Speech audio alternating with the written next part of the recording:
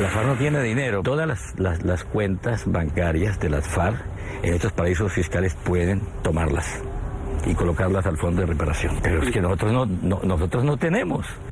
Esta es la versión de las FARC sobre la existencia de una multimillonaria fortuna producto del narcotráfico y la extorsión. Sin embargo, un artículo de la revista británica The Economist, basado en un supuesto informe del gobierno colombiano, señala que el grupo criminal tendría en su poder cerca de 10.000 millones de dólares. Pero en las últimas horas el presidente colombiano dijo desconocer la fuente de la información publicada por el semanario. No hemos podido dar con esas cuentas fabulosas que dicen que las FARC tienen. Esta fue la respuesta del presidente colombiano ante la información publicada por la revista británica The Economist. El semanario había citado dentro de un artículo un presunto informe del gobierno colombiano en el que se señalaba que las FARC, al 2012, amasaban una fortuna cercana a los 10.000 millones de dólares. El jefe de Estado, sin embargo, insistió desconocer la fuente de esta información. Esa información yo no la tenía, no había oído hablar de ella, y llevo 10 años persiguiendo la plata de las FARC. La pieza periodística titulada Un Funny Money, lo que al español sería Dinero sin Gracia, criticaba el hecho de que la fortuna del grupo criminal ya no sea objeto de debate en la mesa de diálogos de La Habana, sobre todo tras la firma del punto referente a las víctimas, donde las partes se comprometieron a resarcir a los afectados por el conflicto. El costo de implementar cualquier acuerdo de paz que incluya pagar por desminado e infraestructura será posiblemente de entre 15.000 y 30.000 millones a lo largo de 10 años. La fortuna escondida de las FARC podría pagar una buena parte de eso. Un señalamiento que no es nuevo, pero que en reiteradas oportunidades los mismos voceros de las FARC se han encargado de negar. La FARC no tiene dinero. A mí no me cabe la menor duda que posiblemente están guardando dinero en alguna parte. La revista británica señala dos posibles rutas donde ha ido a parar ese dinero. La primera son inversiones en países como Venezuela, Costa Rica, Ecuador y Panamá. Hay sospechas de que miembros de las FARC, que grupos narcotraficantes, se han trasladado a Costa Rica a hacer inversiones con dinero producto de sus actividades de narcotráfico o terrorismo. La otra, según economistas citados por el medio de comunicación, sería la de inversiones dentro del país, especialmente en empresas transportadoras, compra de propiedad rural e incluso en acciones bursátiles. Vamos a establecer contacto en Bogotá, Colombia, con Alfredo Rangel, senador por el partido opositor Centro Democrático. Senador Rangel, muy buenas noches, gracias por acompañarnos. ¿Usted concuerda con el informe de The Economist en esa cifra y que sí existe ese dinero? Bienvenido. Muy buenas noches, efectivamente. Ya son muchos los estudios, los análisis que han llegado a la conclusión de que las FARC son un grupo terrorista multimillonario. Recientemente, la revista Forbes, en su edición alemana, señalaba que las FARC son el tercer grupo terrorista más rico del mundo, después del Estado Islámico y el grupo terrorista de Hamás. Así que el informe de Economist que ustedes están mencionando ratifica las conclusiones de la revista Forbes, que también es una revista muy prestigiosa.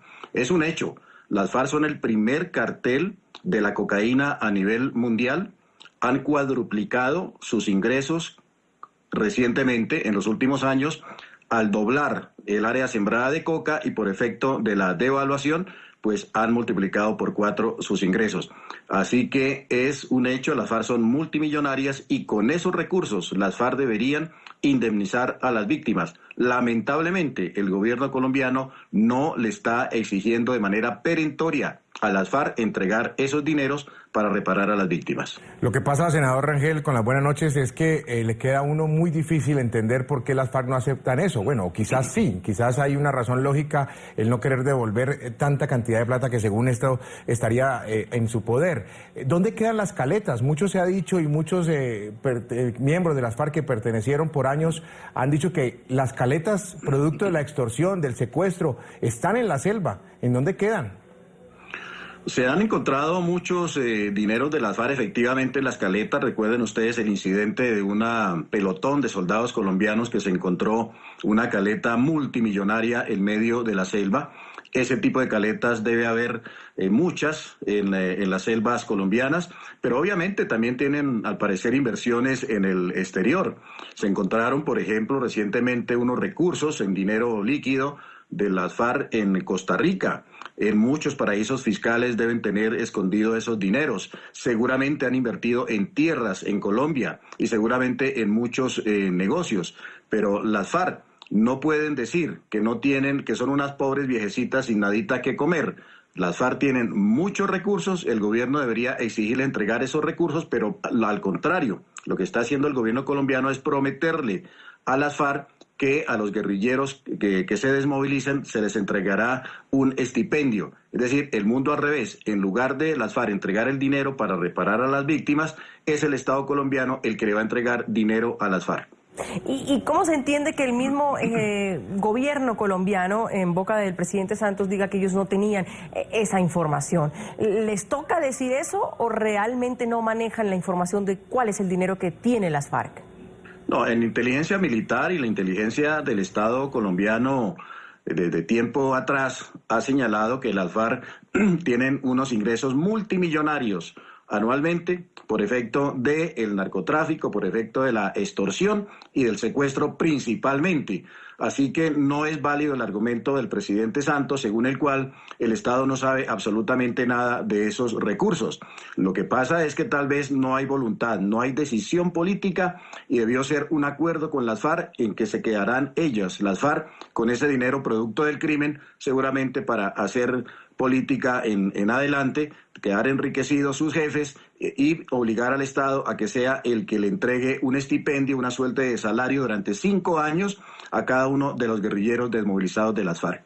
Senador, de las muchas cosas que quedan por establecer de lo que está pasando en La Habana, a uno le surge la pregunta, ¿de qué viven las FARC o los que están de las FARC en La Habana? ¿No será que precisamente ese dinero de alguna manera lo tendrán, lo habrán sacado, lo tendrán a su disposición? Pues al parecer las FARC están subsidiadas. La presencia de las FARC está subsidiada en Cuba por el gobierno colombiano. No creo que estén haciendo inversión pues o gastando en su manutención. Ellos tienen muchos recursos que están invirtiendo, por ejemplo, en medios de publicidad, en medios de propaganda. Prácticamente tienen un canal de televisión y tienen un servicio de información muy moderno y con todas las exigencias técnicas del caso. Además, pues las FARC siguen vinculadas al negocio del narcotráfico, en el que, insisto, se han multiplicado los cultivos, se han multiplicado los ingresos en pesos, se han multiplicado por 4. Eso es efecto de los acuerdos de La Habana, porque el gobierno colombiano suspendió las fumigaciones de coca y suspendió la erradicación manual de la coca. Así que tal vez el único grupo empresarial en Colombia que está en bonanza son las FARC y los narcotraficantes. Gracias a Alfredo Rangel, senador por el partido opositor Centro Democrático, por habernos aquí acompañado en el informativo. Una buena noche, mil gracias. Buenas noches.